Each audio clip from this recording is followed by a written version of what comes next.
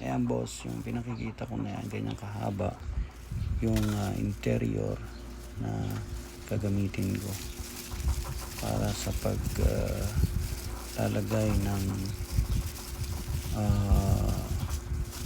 seal para hindi tumagas yung tubig sa ilalim ng lababo. Ayan, ginagamitan ko na ng matinding technique yung kung paano ipapasok. Dahil yan mga boss, nanggigigil na ako dyan kasi ay pumasok. Gusto ko nga kagatin pero hindi pala, wala pwede kasi galing pala yan sa ilalim ng lababo, maraming germs. So nagtsagaan ko. Ayan na, naikabit ko na siya.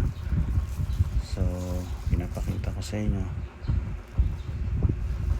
Yan yung naayos ko yung camera para pakita ko sa inyo kung saan ko siya ilalagay. At bago ko ilagay, ayan, nasa ko muna siya ng nail cutter, yung parang liha tawag lang sa may nail cutter, yung pang hasa.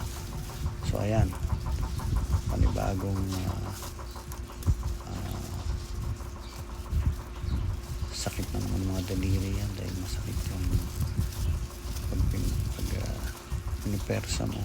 Ayan, pinipilit ko siyang palabas, pabaliktarin ko siya para yan yung kabilang dulo na yan. Yan yung ilalagay ko doon sa kabilang PVC naman. At kung nakita nyo, nilagyan ko siya ng anong tawag nun. Ayan yan, tinuturo ko na yung kung saan ko siya ilalagay. At ayan mga boss, na ikabit ko na. At ayan, mamaya makikita nyo. Ayan, magandang pagkakabit, malinis tingnan. Mamaya makikita nyo na itatry ko na buksan yung gripo habang yan nga pala, hindi ka pala video yung pagkabit ko kanina dahil napakahirap. Ayan, lagyan ko rin siya ng ipit. Tawag niya, nalimutan ko yung tawag niya.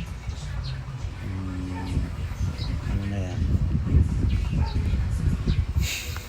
para mas secure na hindi talaga tumagas yung tubig na manggagaling doon sa ibabaw ng lababo habang nakabukas yung gripo. Kaya try ko mamaya para kita nyo talaga na maganda.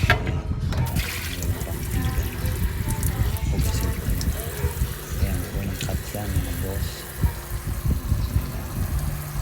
Ayan, papakita ko sa taas hanggang lalim. Ulitin ko ulit. Ayan, walang katagas-tagas mga boss. Lagyan ko ng clip doon.